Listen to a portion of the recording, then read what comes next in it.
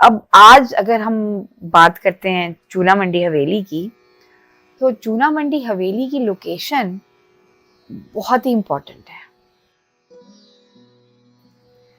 Regardless इररिगार्डलेस of the fact कि चूना मंडी बजाते खुद एक बहुत खूबसूरत हवेली है, अगर आप इसकी लोकेशन देखें ना तो वो सबसे ज़्यादा इम्पोर्टेंट है। क्योंकि चूना मंडी को अगर आप मस्ती गेट से अप्रोच करते हैं तो Masti gate is the first gate after the Lahore fort. उससे पहले कोई गेट नहीं है। और मस्ती गेट के ऑब्वियसली नॉमेनक्लेचर के बहुत सारे और वो हैं, थियरीज हैं, लोगों की कॉन्सेप्ट्स हैं। और मस्ती गेट के ऊपर भी हमने कोई मेरा ख्याल पूरा एक चैप्टर लिख दिया था अपनी किताब के ऊपर कि इसकी ये पॉसिबिलिटीज हो सकती है। मगर it was always a very important gate. फिर अगर आप मस्ती गेट से एंटर करते हैं तो पीछे अगर आपके बैक पे मस्ती गेट है and you are going towards किला, तो आपके राइट साइड पे आता है Akbari Darwaza. That was the main entrance till Shahjahan's time, ठीक है। और इसका मतलब है वो बड़ी एक बहुत ग्रैंड एंट्रेंस है, क्योंकि अब जो आलमगीरी दरवाज़ा है वो तो आलमगीर ने बनवाया था, वो तो बहुत लेटर आता है, शाहजहां के बाद आता है। शाहजहां तक तो यही दरवाज़ा था जहाँ से रॉयल्टी अंदर एंटर होती थी। अब आप इसी रूट के लेफ्ट पे देखें, जहाँ पे रिम मार्केट आती है, उसके बिल्कुल साथ मरियम ज़मानी मॉस्क है, जो कहते हैं अकबर और जहांगीर के टाइम की है। अब मरियम ज़मानी मॉस्क की भी बहुत मिस्ट्री है, इतनी खूबसूरत बनी हुई है। और कहा ये थ्रू फ्रेस्कोस और उसकी डेकोरेशन स्टाइल और मोटिव स्टाइल, ज्योमेट्रिकल पैटर्न्स और अरेबिस्क उसके साथ में, हम आराम से लगा सकते हैं अंदाज़ा कि अकबर और जहांगीर के टाइम पीरियड में बनी हुई है, ठीक है। बिकॉज शाहजहां का इंटरेस्ट कुछ और था, मोटिव्स कुछ और चले जाते थे। जहांगीर के लेटर पीरियड में भी कुछ और डेवलपमेंट्स होती हैं। तो अकबर और जहांगीर का जो अर्लियर, अकबर का लेटर और जहांगीर का अर्लियर पीरियड है ना, उसमें हमें मरियम ज़मानी की डेकोरेशंस की झलक नज़र आती है। So we can place that according to that evidence कि ये इधर है। अच्छा, अब ये बनाई किसके नाम पे गई थी? मरियम उज़ ज़मानी। अब वो कोई हिंदू प्रिंसेस थी, जिसको कहते हैं कि वन ऑफ द कॉन्सेप्ट और one of the theory speculation is वो जोधाबाई के नाम पे थी। अब कुछ कहते हैं कि जोधाबाई अकबर की वाइफ ही नहीं थी, वो तो जहांगीर की वाइफ थी। फिर वो कहते हैं जहांगीर की वालदा मरियम उज़ ज़मानी। सो इसमें जोधपुर की प्रिंसेसेस भी थी, इसमें राजस्थान की भी प्रिंसेसेस थी। अकबर के हैरम में बहुत सारे जो उनकी क्वींस होती थी, जो उनको टाइटल भी दिए जाते थे। तो Maryam uz Zamani was not the name, was one of the titles. That is the popular concept. It was one of the titles of the chief consort of Akbar, जो कि जहांगीर की वालदा थी। अब जहांगीर की वालदा से रिलेटेड ये है कि हाँ, वो राजस्थान की प्रिंसेस थी। अब वो जोधपुर की प्रिंसेस थी कि नहीं थी, that is still to be discussed and it is very elaborately discussed in our book, जो कि अभी आ रही है। कि उनको टाइटल्स, तो अब जब टाइटल्स दिए जाते थे ना, तो रिकॉर्ड रखा जाता था कि किसको क्या टाइटल दिया गया। तो मरियम उज़ ज़मानी का जो टाइटल है वो अकबर की चीफ कॉन्सॉर्ट और जहांगीर की वालदा को दिया गया था। उनका असल नाम जो है वो अब आई डोंट रिमेंबर, मगर वो बुक में है। And she was a princess of Jodhpur, इसलिए कभी कभी जोधाबाई से उसको कह दिया जाता है, which is not accurate.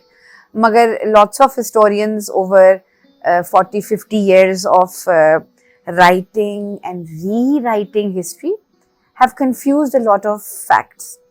The facts are okay, but they are a bit confused. क्योंकि होता यह है कि जो ओरिजिनल रिसोर्सेज होती हैं ना, वो आपकी ब्रिटिश काउंसिल पढ़ी हुई है, विक्टोरियन एल्बर्ट म्यूजियम पढ़ी हुई है, ब्रिटिश लाइब्रेरी पढ़ी हुई है। वहाँ पे जिसके पास पैसा है वो जाके निकाल सकता है। सो हम फिर उसी से कॉपी पेस्ट करते हैं जो ऑलरेडी हमारे पास लोकल लिखी हुई चीज़ें हैं, और जब आप इतनी दफ़ा कॉपी पेस्ट कर लेते हो तो उसमें वेरिएशंस आना शुरू हो जाती हैं। पुर्तगाली मिशनरीज आए थे और अकबर के ज़माने से आना शुरू हो चुके हुए थे, बिकॉज क्रिश्चियनिटी बहुत स्प्रेड करी थी, स्पेशली हिंदुस्तान के अंदर, तो उन्होंने काफ़ी फोकस किया हुआ था इस चीज़ को। उसमें हो सकता है कि अकबर ने अपने उसमें जिस तरह वो सारे मज़हबों को इक्वल रखने के लिए किसी क्रिश्चियन खातून के साथ या अपने हैरम में उसको रखा हो एज अ प्रिंसेस और एज अ वेडेड और as part of her harem, और उसको सेटिस्फाई करने के लिए उनको पुर्तगाली एम्बेसडर्स को ये वो उन्होंने मस्जिद भी कंस्ट्रक्ट की हो। इसका रिकॉर्ड नहीं मिलता, मगर रिकॉर्ड ना मिलने का मतलब ये नहीं है कि ये चीज़ पॉसिबल नहीं है। 20 सालों बाद मिल गया अगर रिकॉर्ड, तो हम कहेंगे ओहो ये तो ये था। So there can be lots of conspiracies, मगर अभी तक ना रिकॉर्ड मिला नहीं है इस चीज़ का। सो वी कांट से जिस चीज़ का रिकॉर्ड मिलता है हम उसको डिफिनेटिवली इस ज़माने में कह सकते हैं। अगले 10 सालों में वो चेंज हो जाए तो even I won't be responsible for that as well. तो ये मरियम उज़ ज़मानी की बात है। अच्छा, अब मरियम उज़ ज़मानी मस्जिद के बिल्कुल पीछे इस चूना मंडी, and that Haveli is located in a very perfect triangle, a triangle which is pointing towards the rest of the wall city। और वो जो देखें, सड़कें अंदरून शहर में चेंज करना मुश्किल है क्योंकि आबादी दोनों साइडों पे है। सड़कें पतली हो सकती हैं, सड़कें चौड़ी हो सकती हैं, चौक नहीं बदल सकते, सड़कों के पैटर्न्स नहीं बदल सकते।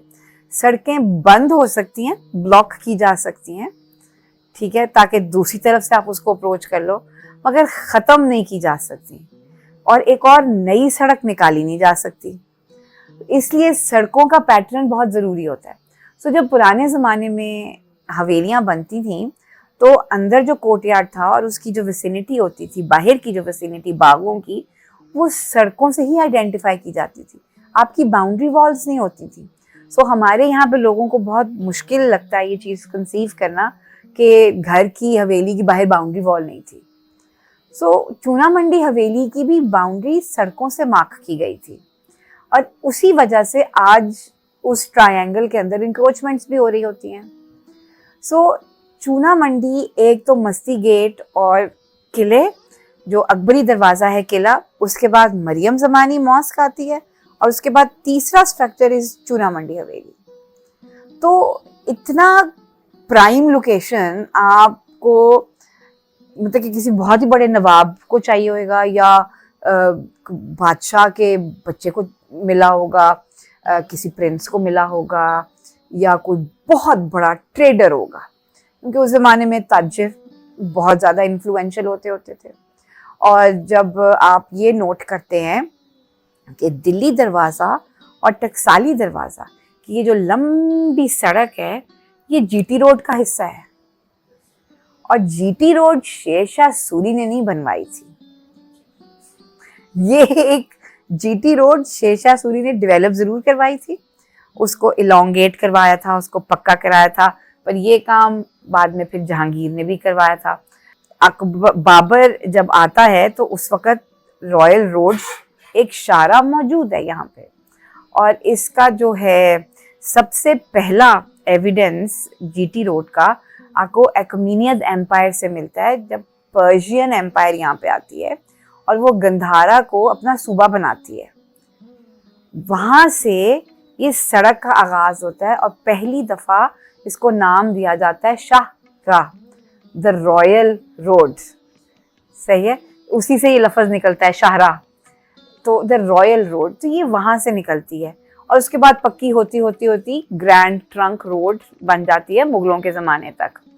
अच्छा, अब दिल्ली और टकसाली के दरमियान का जो स्ट्रेच है, it's part of GT road, और चूना मंडी हवेली is on the north of that segment.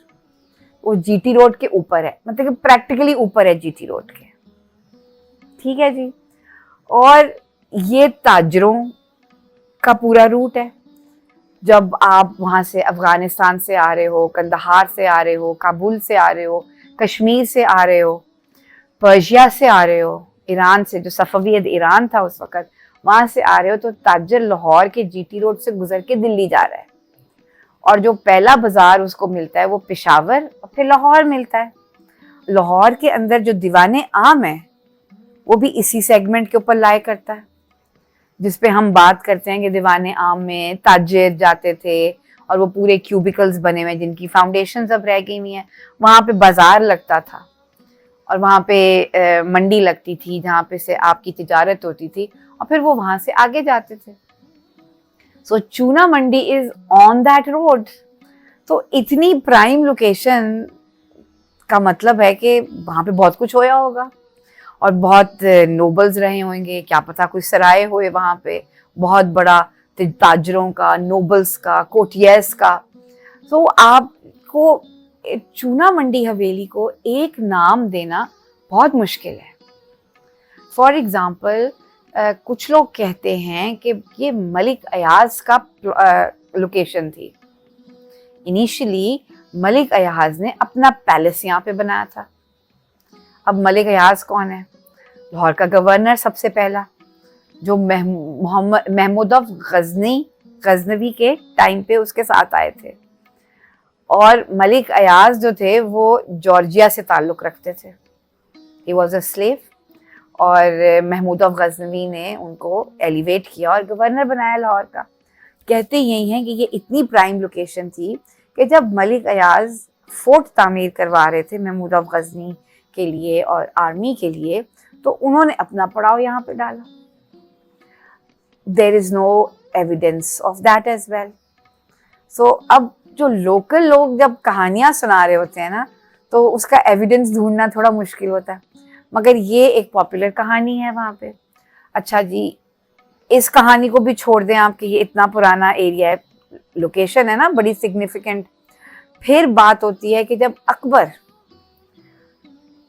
14 साल लाहौर में रहा और उसने लाहौर का अकबरी दरवाज़ा बनाया जो कि चूना मंडी के बहुत पास है। उसी के ज़माने में मरियम ज़मानी मॉस्क बनती है जो कि चूना मंडी के बहुत पास है, और दिल्ली दरवाजे से रूट यही बन रहा है। तो कहते यही हैं कि जब लाहौर फोर्ट अकबर बनवा रहा था या कंसोलिडेट करवा रहा था, तो वो चूना मंडी की जगह पे रहता था। तो वहां पे बहुत बड़ी हवेली थी, kind of like a palace. Now it doesn't exist. ठीक है। अच्छा, अब जहांगीर के ज़माने में भी ये एरिया बहुत मशहूर है। जहांगीर की नूरजहां से शादी हो जाती है। नूरजहां के भाई साहब हैं आसिफ खान साहब। ठीक है।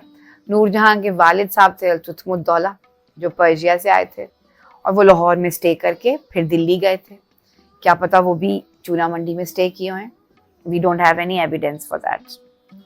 मगर हमें ये पता है कि इस हवेली का कुछ हिस्सा आसिफ खान से भी मंसूब किया जाता है। So it is only practical कि लाहौर फोर्ट के बिल्कुल बाहर आप वज़ीर का, जो आपका ग्रैंड वज़ीर है आसिफ खान की, वहाँ पे रहने की जगह बनाओ। It has to be a royal, it has to be a noble man. ठीक है, जिसको ये प्रॉपर्टी दी जाती है। ठीक है। अच्छा, अब वो आसिफ खान की हवेली हो गई। अब वो आसिफ खान भी चले गए, जहांगीर भी चले गए, शाहजहां भी होके चले गए, आलमगीर ने कोई तवज्जो नहीं दी लाहौर के ऊपर, सवाए एक गेट शेट और बादशाही मस्जिद, बहुत खूबसूरत उनकी कंट्रीब्यूशन है। तो इस साइड पे कोई कंट्रीब्यूशन नहीं रही उनकी। सो अब आ जाते हैं महाराजा रंजीत सिंह, जिन्होंने लाहौर के ऊपर बहुत अच्छा कब्जा किया और उनके ज़माने में बड़ी डेवलपमेंट हुई लाहौर के अंदर। 19th सेंचुरी लाहौर में बहुत डेवलपमेंट हुई। रंजीत सिंह के ज़माने में मुसलमानों को भी तहफ़्फ़ुज़ दिया गया, कुछ प्रॉपर्टीज़ उनको वापस की गई। ऑब्वियसली जुल्मों से तो लूट मार तो होया, मगर जहाँ महाराजा रंजीत सिंह के ज़माने में Lahore became a secure place to live.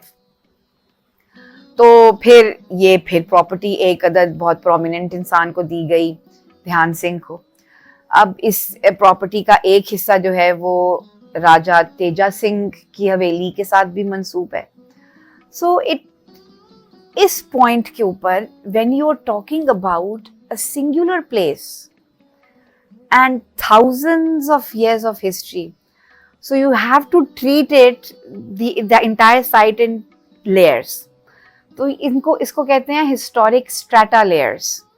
जब आप जमीन को काटते हैं ना, तो आपको उसमें से लेयर्स नजर आती हैं, लाल, पीली, सफेद, वो स्ट्रेटा लेयर्स होती हैं. तो जब आप इस हवेली का भी क्रॉस सेक्शन लेते हैं तो आपको उसमें से लेयर्स नजर आती हैं. अभी तक किसी ने इन्वेस्टिगेट ही नहीं किया कि आप उसको खोद के देखें. क्या पता आपको अकबर की फाउंडेशंस मिलती हैं, क्या पता आपको आसिफ खान की हवेली के रूइंस मिलते हैं, जो उन्होंने रखे भी हुए हैं एक जगह पे, जहाँ पे वो 3 आर्चेस स्टैंड करती हैं ना, जिसमें से चौथी और पांचवी और छठी गिर गई हुई है. कहते हैं कि उसके beyond they are all ruins. अब मजे की बात यह है कि क्योंकि वहाँ पे बाउंड्री वॉल नहीं है, सिर्फ सड़कें हैं, तो जो शू मार्केट है उसने इंक्रोच करना शुरू कर दिया. अब जब वो उन्होंने दुकानें बनाई हैं, तो अब उनकी दुकानों के नीचे सारी हिस्टोरिकल फाउंडेशंस हैं. अब वो कौन इन्वेस्टिगेट करे? वो तो कोई नहीं कर सकता, क्योंकि तो वहाँ पे कब्जा ग्रुप चल रहा है, और अब आप दुकानें तो नहीं तोड़ सकते हैं ना.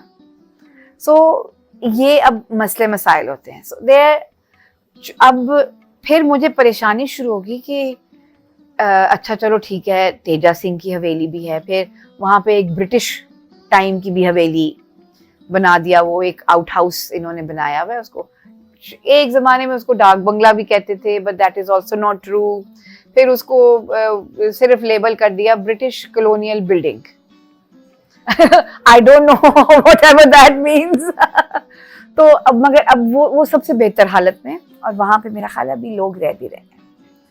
तो अब इस काइंड ऑफ सिचुएशन जब हम उसको लेयर डाउन करते हैं टॉप लेयर से, क्योंकि जो सबसे आखिर में लेयर आई है ना हिस्ट्री की, वो ऊपर बच जाती है. मगर इसका ये मतलब नहीं है कि वो हमेशा से एक ब्रिटिश साइट थी या हमेशा से एक सिख साइट थी. नहीं, उसकी नीचे की लेयर्स आपको देखना होगा कि ये तो सबसे रीसेंट है ना, सबसे पुरानी क्या थी. तो लोग सबसे पुरानी इन्वेस्टिगेट नहीं करते, जो ऊपर की है ना. हमारी आदत है ना इधर लाहौरियों की, जो सरफेस पे नजर आ रहा है ना, हमने बस उसे हम ठीक है, बस यही होएगा. हम नीचे तहें नहीं देखते, हमें तहें देखनी चाहिए इन्वेस्टिगेशन के अंदर ना.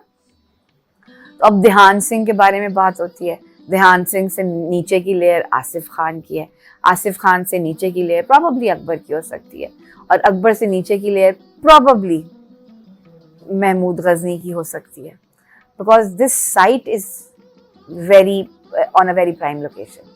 अब उसमें फिर हमें पता चला, हमें सोच में आना शुरू हो गया, फिर ये चूना मंडी क्यों मशहूर हुई.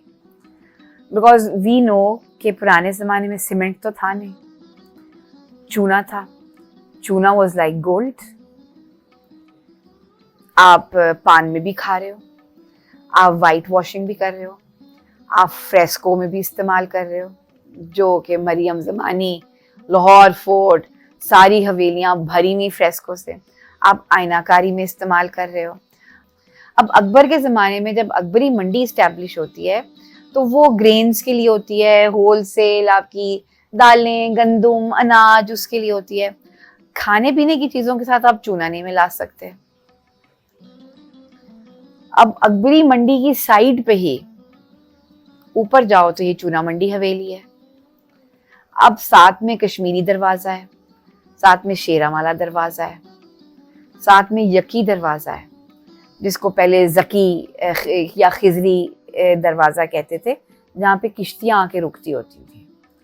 अब आप ये देखो कि चूना मंडी हवेली की सड़कों को 2 मेजर ट्रेड रूट्स कनेक्ट करते हैं, एक जीटी रोड और एक यकी खिजरी दरवाजे की बोट्स, दरियाए रावी और सड़क.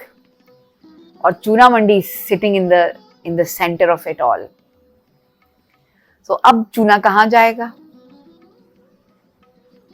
तो एक लॉजिकल, आर्किटेक्चरल और urban planner point of view से this becomes a very important site for a very ancient चूना मंडी.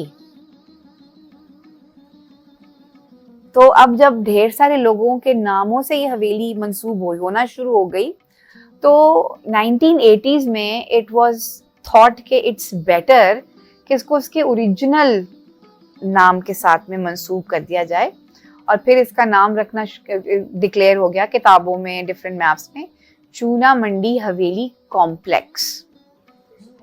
It's a complex, it has 3 havelis, it has 1 gateway, a humongous gateway जो आपको बाहर से नजर आता है, उसके अंदर को 50 कमरे हैं, और फिर इसका सेंट्रल कोर्टयार्ड, फिर एक ब्रिटिश बिल्डिंग, और फिर बाहर के 3 ट्रायंगल्स जो कि अब इंक्रोच हो चुके हैं। So it's a complex of different structures now which is called the चूना मंडी हवेली। So अब उसमें अब again I will retrace my steps that you see whatever is there right now because it's the last layer of history. So ध्यान सिंह की हवेली, तेजा सिंह की हवेली अगर वो होती है, सिख इन्फ्लुएंस है बहुत ज़्यादा, सिख रिलीजन उस वक़्त बहुत अपने अर्ली टाइम्स में था जब महाराजा रंजीत सिंह यहाँ पे आते हैं, और वहाँ पे बहुत ज़्यादा हिंदू माइथोलॉजी, मुस्लिम कॉन्सेप्ट्स, बाबा फरीद का कॉन्सेप्ट, ये वो सब वो अपने अंदर अमेलगमेट कर रहे हैं, दे आर एब्जॉर्बिंग एवरीथिंग। सो उस तरीके से आपको जिस तरह नौनिहाल सिंह की हवेली अगर आप देखें तो सबसे ऊपर वाले फ्लोर पे जो ममटी से ऊपर वाला फ्लोर है, उस पे आपको कृष्णा की और हिंदू माइथोलॉजी की ढेर पेंटिंग्स मिलती हैं। आप शेखुपुरा फोर्ट देखें जहाँ पे रानी जिंदा लास्ट रही थी, उधर भी आपको हिंदू माइथोलॉजी की बहुत फ्रेस्कोज मिलती हैं। So if we find 1 fresco और 2-3 frescoes of Krishna and Hindu mythology in Chuna Mandi Haveli, that gives us the evidence कि ये सिख इनहेबिटेंट्स और सिख रॉयल्टी के अंदर ये हवेली रह चुकी हुई है। Does not mean that this site was inhabited only by Sikhs. This was the last layer which was inhabited by the Sikhs and was not destroyed by the British to create a cantonment or a parking plaza or something like that. So ये इस तरीके से आपको history को observe करना पड़ता है। इसके जो पिलर्स हैं उसके ऊपर बहुत ज़्यादा रेनोवेशंस हो चुकी हुई हैं। 1980s में हुई थी, फिर एक 2001 और 2 में हुई थी जो कि पीपैक ने लास्ट रेनोवेशंस थी पीपैक की जो इन्होंने की हैं। फिर इनके ड्रेनेज सिस्टम सारे सही हुए। फिर जब ये कॉलेज डिक्लेयर हुआ तो इसके अंदर मज़ीद और रेनोवेशंस और रेट्रोफिटिंग्स हुई कॉलेज में बनने के लिए।